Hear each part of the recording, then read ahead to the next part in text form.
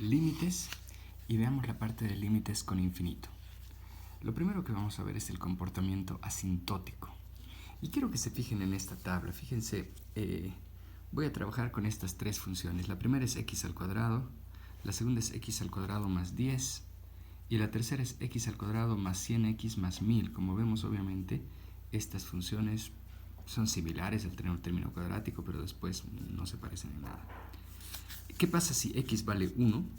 Bueno, si x vale 1, obviamente 1 al cuadrado es 1, 1 al cuadrado más 10 es 11, y aquí tendríamos 1101. Claramente los resultados son completamente distintos, ¿no? Si x es 1000, es decir, 10 a la 3, fíjense que esto es 1.000.000, esto es 1.010.000 y esto sería 1.101.000. Es claro que entre estas dos hay diferencias, ¿no? Pero también está claro que entre 1.000.000 y 1.010.000 la diferencia ya es casi nula, ¿no? Si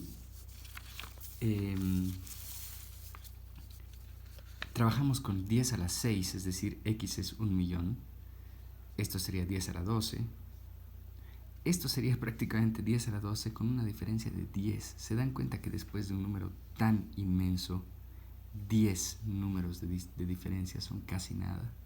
Y aquí tendríamos 1.0001 por 10 a la 12. Lo interesante viene ahora. ¿Qué tal si x es un número extremadamente grande?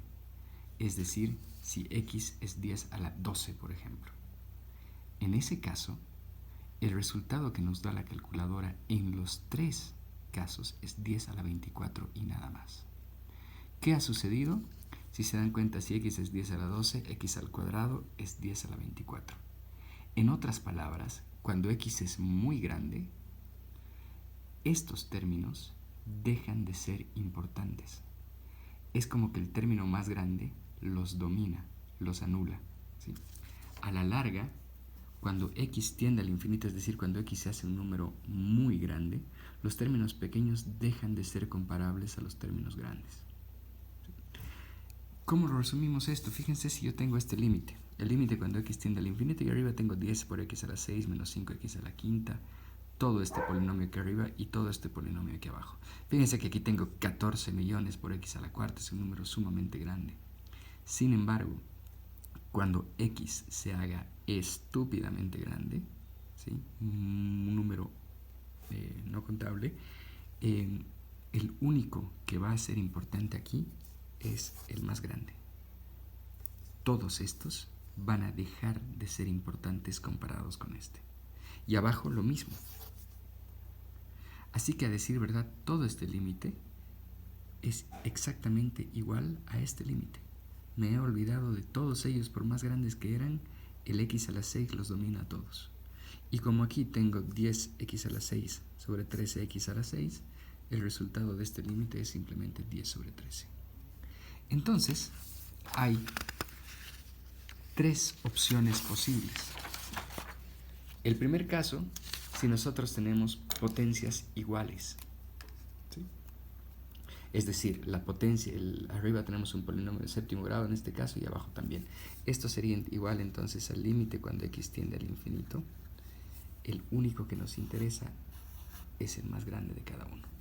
Y esto nos quedaría como muy parecido al ejercicio anterior. Y como son iguales y se cancelan, el resultado va a ser un número.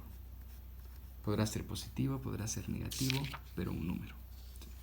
El segundo caso, si tenemos que la potencia del denominador es más grande que la del numerador. Una vez más, solo nos interesan los más grandes.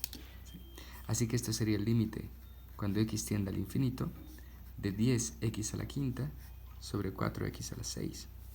Y si se dan cuenta, esto para nosotros es el límite cuando x tiende al infinito. Bueno, 10 entre 4 es 5 entre 2.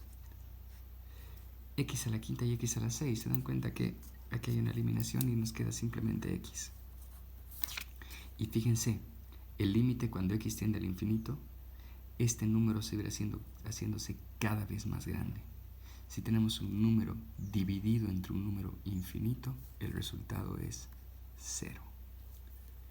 Siempre que tengamos la potencia del denominador más grande, el resultado final va a ser 0. Y por último, esto, la potencia del numerador más grande. Caso muy similar, nos interesa solo este y solo este. El límite cuando x tiende al infinito de 6x a la 8 sobre 2x a la 6. Y fíjense que aquí nos saldría el límite cuando x tiende al infinito de 3x al cuadrado. ¿Cuánto es el límite de 3x al cuadrado si x tiende al infinito?